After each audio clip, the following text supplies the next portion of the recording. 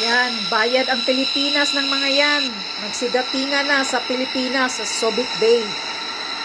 Sa Subic Bay, sa airport, sa Clark.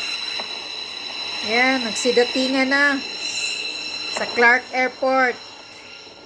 U.S. deploys 3 B-2 Spirit bombers in Philippines. China urges withdrawal. Bombers. Nagalit ang China. July Papabalik. 1st, 2024. China has urged the United States to recall 3 B-2 Spirit stealth bombers that were recently deployed to Clark Military Base in the Philippines on Saturday, June 29th, The Clark Air 2024. Base. The arrival of these advanced aircraft in the South China Sea region sparked concerns and tensions in the region. Congratulations! Magigera na! Maghanda na kayo, mga Pilipino! The Chinese government stated that the deployment of the B-2 Spirit was a provocation and violation of China's territorial sovereignty. Chinese Foreign Ministry spokesman Zhao Lijian said in a statement on Sunday, June 30th, 2024, that China firmly opposes the presence of the aircraft and urged the U.S. to immediately withdraw them. Yeah. Ito talagang mga US, mga troublemaker.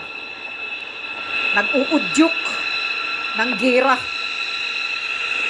Yan, ang pangbayad niyan, bayad ang Pilipinas. Zhao Lijian also added that China reserves the right to take necessary measures to safeguard its sovereignty and security. This statement led to speculation about possible countermeasures from China, such as increased military activity in the South China Sea or joint military exercises with other countries in the region.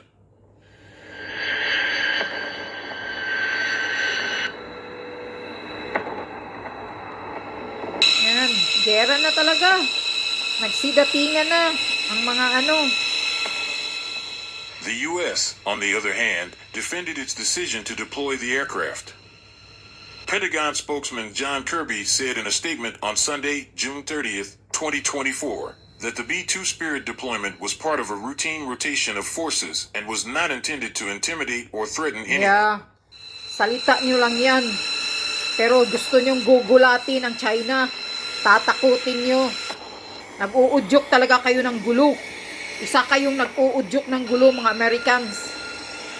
Tambaluslus kayo sa lipunan ng Pilipinas. Mga kupal The kayo. B-2 Spirit deployment to the Philippines is part of a routine rotation of U.S. forces in the Indo-Pacific region.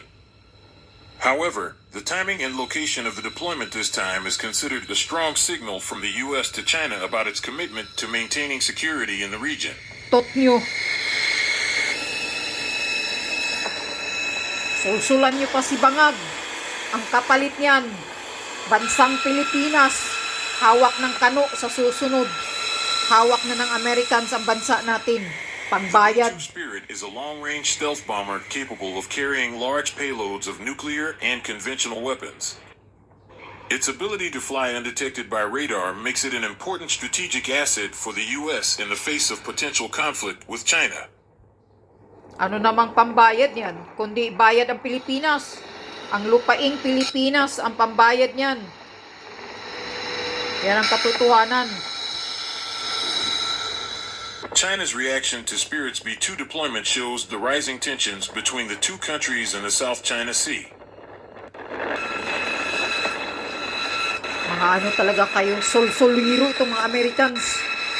Tulad ng ginagawa nila sa Ukraine. China claims almost the entire South China Sea based on the 9-dash line principle that is not recognized by other countries. The U.S. and its allies, such as Japan and Australia, have increased maritime patrol activities in the South China Sea to support freedom of navigation and overflight rights in the region. Kahit na ang Japan winawarningan na ng China ang Japan na huwag kayong mag-interfere sa gulo sa West Philippine Sea. Yan. Kayong makikialam, ba't kayo makikialam? Good, amin lang ito. It is feared that tensions in the South China Sea could trigger a wider conflict between China and the U.S.